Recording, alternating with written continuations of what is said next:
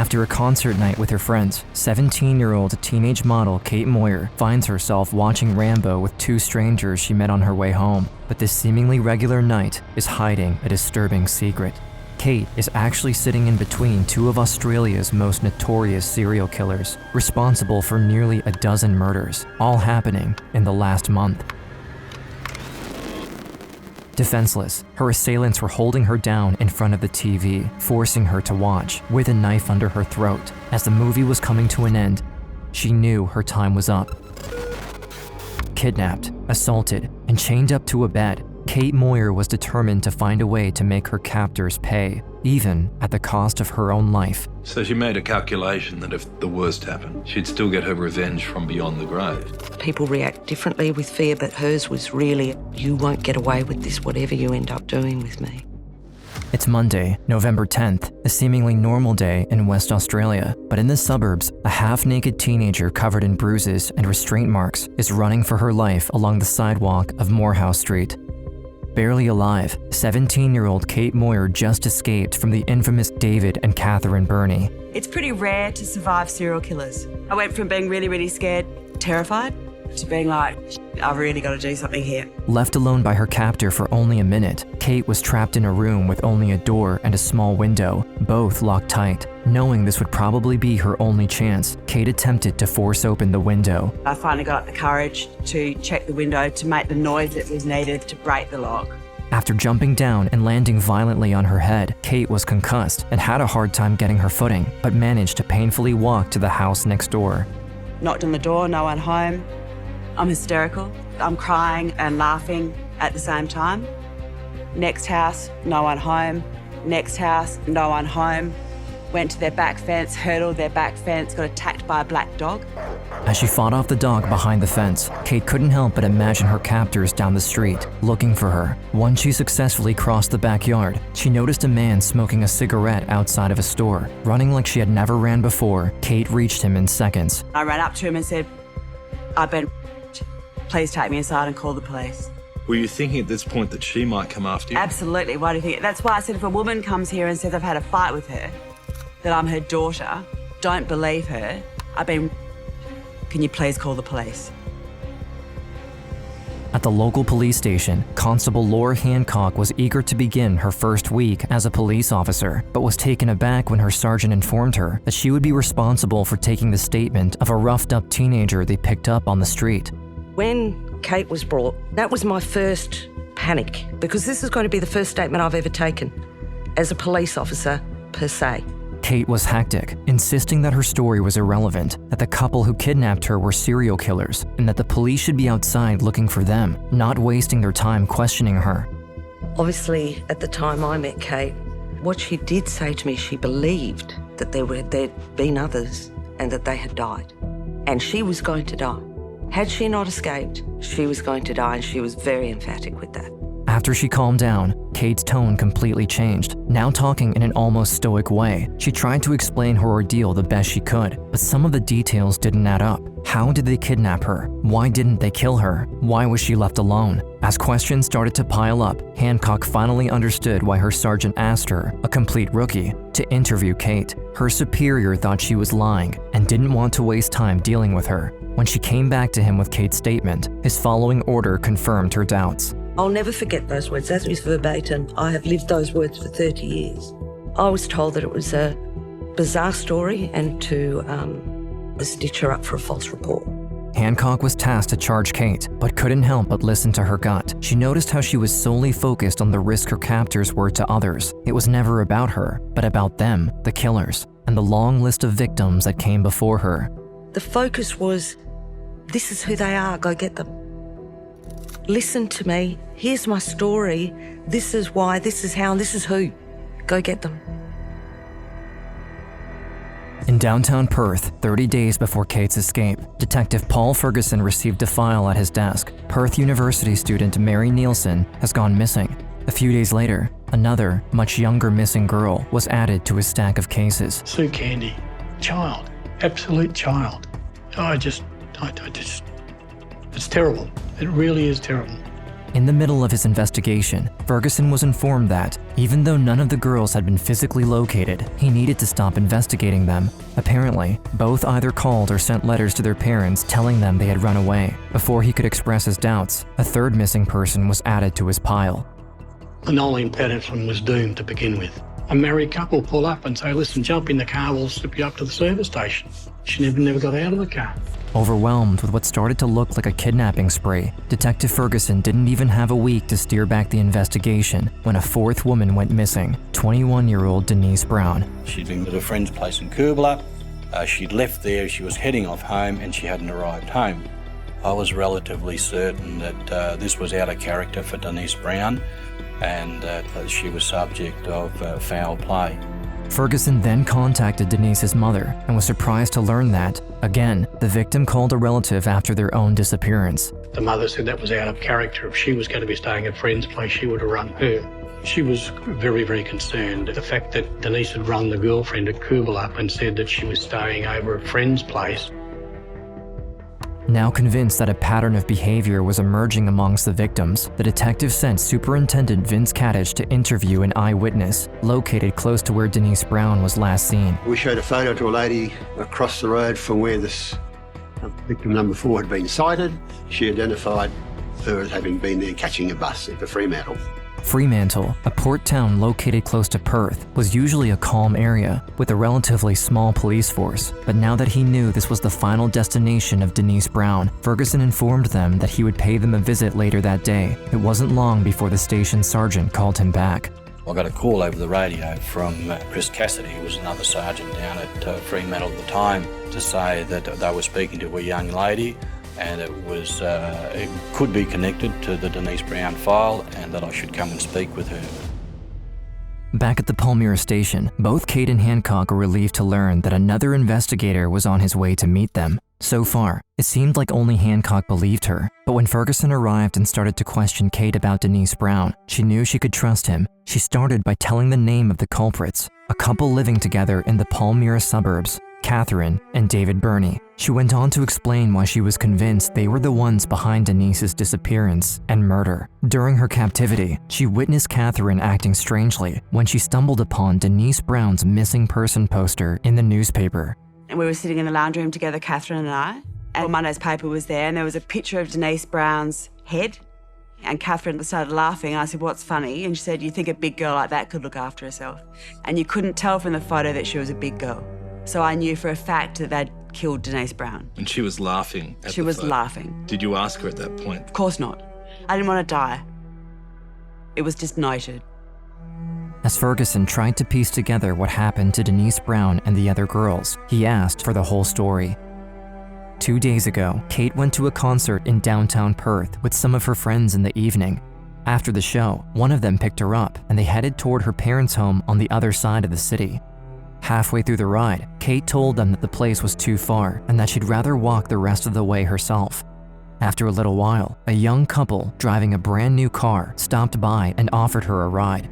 Without any cause for concern, she gladly accepted and hopped on the back seat. They drove me home, pulled up outside my house. I went to get out of the car, there was no door handle. I can't open the door, they said use the window handle. And I went for the window handle and there was no window handle. At this exact moment, David grabbed her head and slammed it in between the two front seats. Catherine then pulled out a butcher knife and pulled it to her throat. Next, they stopped the car, tied her hands together, and wrapped her inside a large blanket before driving off. I said, can I ask a question? And they said, what? And I said, are you going to rape me or are you going to kill me? And they said, well, only rape you if you're good. I wasn't there first. They'd done this before. They were good at it. All I was thinking about was, well, that I was going to die, that I couldn't believe this had happened to me. Why'd I been so fucking stupid? Once they arrived at their home, she was dragged inside. Catherine freed Kate from her bond and asked her to undress. David then put all her clothes into plastic bags and labeled them with her full name, age, and address. It is at this point that Ferguson started to understand that the Burneys weren't cut from the same cloth as most criminals. The purpose of that was to ensure that there was no evidence left at the house to say, well, that's what come off this victim, now let's get rid of it. After this, Kate's captor put on a movie, 1982's Rambo, with a knife sitting under her throat. The couple questioned her about her life, her family, and her boyfriend. But Kate wasn't duped. She understood they were dressing a list of people that could come looking for her after her death. Sadly, this was nothing compared to what was about to happen to her. I would have been talking to them for 2 hours before the first rape, and that was just all about mental torture. He made me dance in front of him to Romeo and Juliet. I cried when I danced. I ended up getting raped at about 12:30 at night. She sat on a chair at the end of the bed and watched. They've put 4 chains on the posts of a single bed. They chained my left ankle to the left post, my right ankle to the right post, my left hand to the left, my right to the right. Raped me again. I cry throughout this one. After the second rape, David pulled out a pair of handcuffs and attached his and Kate's ankles together. Gives me a couple of sleeping pills, tells me to have them and go to sleep, so I put them in my mouth under my tongue. I then take the sleeping pills out of my mouth, hide them under the mattress, and spend the whole night going, I'm in a fucking nightmare. Paralyzed by fear, Kate was convinced that if she fell asleep, she would never wake up. So instead, she started to scheme. During the past evening, Catherine kept making fun of the other girls, calling them names and laughing out loud. It only took Kate a minute to realize that the people she was referring to were probably her past victims. This led her to believe that she would probably be murdered at some point during the next day. But she had an idea, not an escape plan per se, but rather a way to make sure she could eventually come back at them, even in death. People react differently with fear, but hers was really, you won't get away with this, whatever you end up doing with me. So she made a calculation that if the worst happened, she'd still get her revenge from beyond the grave. Yeah, someone's going to know. Someone will find out. The next morning, David removed the handcuffs before leaving for work, and Catherine led Kate back into the living room. Catherine then went on with the same kind of activities she imposed on her the night before. Kate was forced to watch another Stallone movie with her, Under Threat. But this time, Kate was the one talking. She was trying to befriend Catherine enough that she would momentarily let her guard down around her. And somehow, it worked. Every time her eyes were away from her, she did take the opportunity to go on with her plan. You know you're going to die, but you don't acknowledge that to yourself. You don't live it. So how did you make the odds better for yourself? I didn't make the odds better for myself. Instead, I just left evidence everywhere so that when I died, people would work out I was one of the missing girls. I hid my lipstick in the beanbag and a packet of cigarettes through in the roof by standing on the back of the couch. So my parents would know I hadn't run away from home, that they were the culprits. Catherine forced Kate to call her parents and give them a fake story, in the same way she did with all her past victims. During this whole time, Catherine didn't pick up on Kate's actions, and eventually, circumstances even prompted her to lock Kate back into the bedroom without chaining her to the bed. I was very compliant, I was very nice. I managed to become friends with her enough. She told me to go to the room, shut up and not say a word, or she'd kill me. And this is where Kate's story loops back to her escape, how she forced the window lock and ran for her life from lawn to lawn until she finally found someone to call the police for her. Hancock was frustrated by her sergeant's initial reaction, but once the narrative became clear to Ferguson and Cassidy, they cross-referenced Kate's experience with the other victims. At that point, we realised everything she said. We were satisfied that everything she said was absolutely accurate, convinced it just wasn't a made-up story. Immediately, Cassidy rallied up with Hancock and left the station, followed by a fleet of officers. He took Kate with him and kept questioning her in the car. I asked her the obvious question, would you identify the house? And she said, oh, I think so, yeah, not that far from here. She was in the back seat, so we drove her past, and she looked at the house and she ducked down and burst into tears. Once at the scene, Catherine had seemingly vacated the house, so the 3 officers split up and started knocking on doors, looking for a witness. Ferguson was able to locate Sandy Holloway, the Bernie's neighbor from across the street. The young girl broke out of this window here in the front and ran down practically, I do believe, with sort of nothing on, ran right down and up the laneway. That was sufficient information to get a warrant to go and search the place. Without further notice, the Palmyra police smashed down the door of the house and started searching. Everything Kate had laid out was found: the lipstick under the beanbag, the pack of cigarettes in the attic, and the Rocky cassette tape still in the VCR. She said that she was given a sleeping pill, which she spat out. That pill was in actual fact found on the floor in the bedroom. She said that she had been chained up and locks had been used, and there was numbers on the locks. We found some chains and some locks with numbers on them. As the police were investigating, Catherine Burney returned to the scene with bags of cleaning supplies in her hands. Once she noticed the officers, she started to run, prompting them into pursuit. Quickly enough, they grabbed her and brought her back to the house.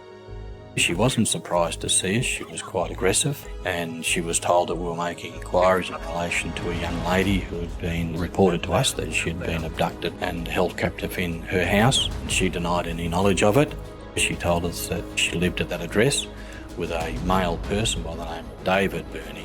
David Burney worked at a wreckers yard, and a couple of people were then sent out to speak with him and bring him back to the office. Now in custody, the couple was separated. David was sent to Perth with Ferguson and Vince, while Catherine stayed with Cassidy and Hancock in Palmyra. As Ferguson interviewed David, he noticed how weak and feeble he behaved, something Superintendent Vince Kadich was quick to latch onto. And he looked at me and then he looked up at Vince and he said, "Can I speak to Kathy?" When he said that, I thought that, gee, he's right on the edge. He wanted confirmation from her to be able to go further. Vince, who was standing behind me, looked down at David and said, "Come on, David, come on, how many is there?"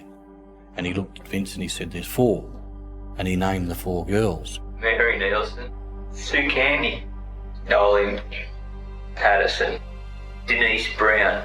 Back in Palmyra, Cassidy was facing a literal wall. Catherine knew her rights and refused to speak a word without the presence of her attorney. But this only lasted until his colleague informed her of the development made on David in Perth. In an attempt to clear her name and carry David's through the mud, Catherine started speaking. And from that point on, it was just a damn break. She went right through the whole story and just directing us to the bodies and as to who they were.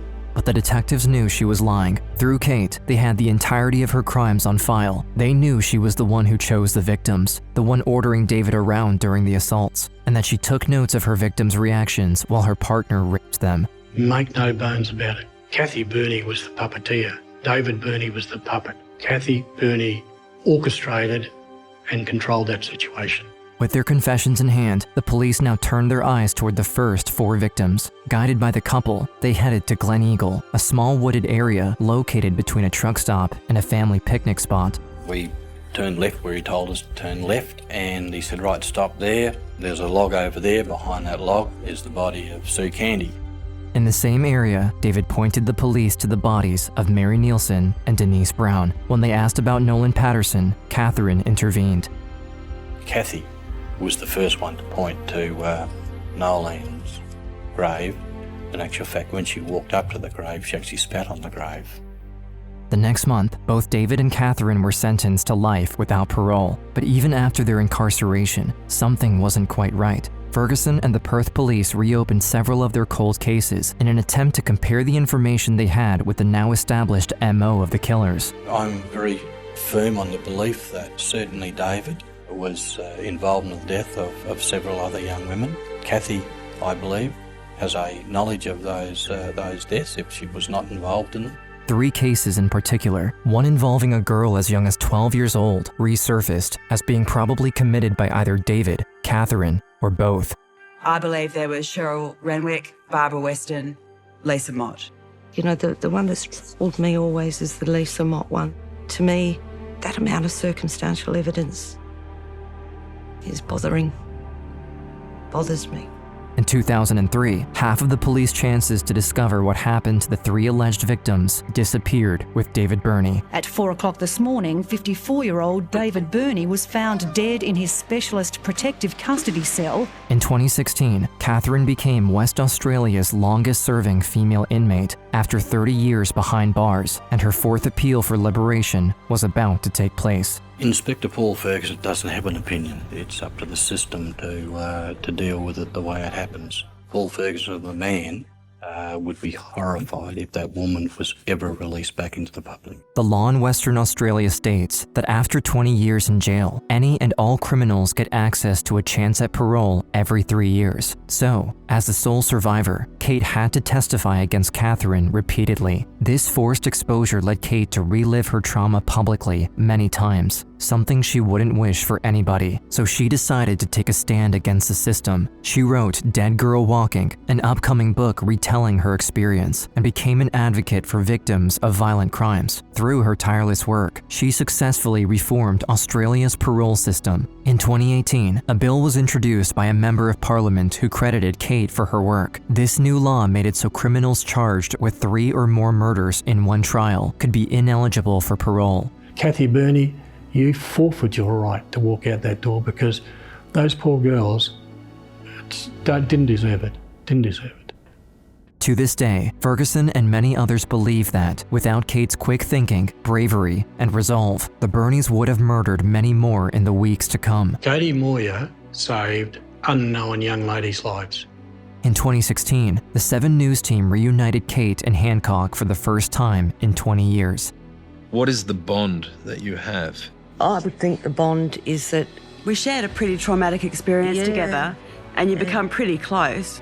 but we got there. We did. And you're safe. And you're here today. She still worries, you know that? I still do. Do you worry about her? Yes. Yes.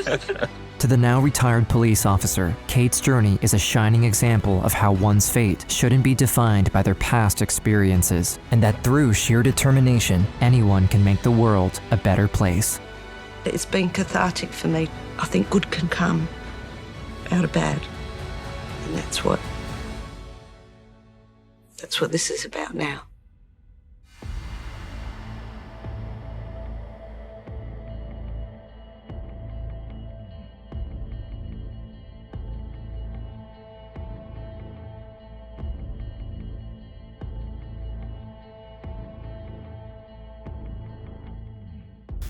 What's the next thing you remember? Waking up in the hospital with a detective asking me what I did. The voice you've just heard is Ashley Wallace. The audio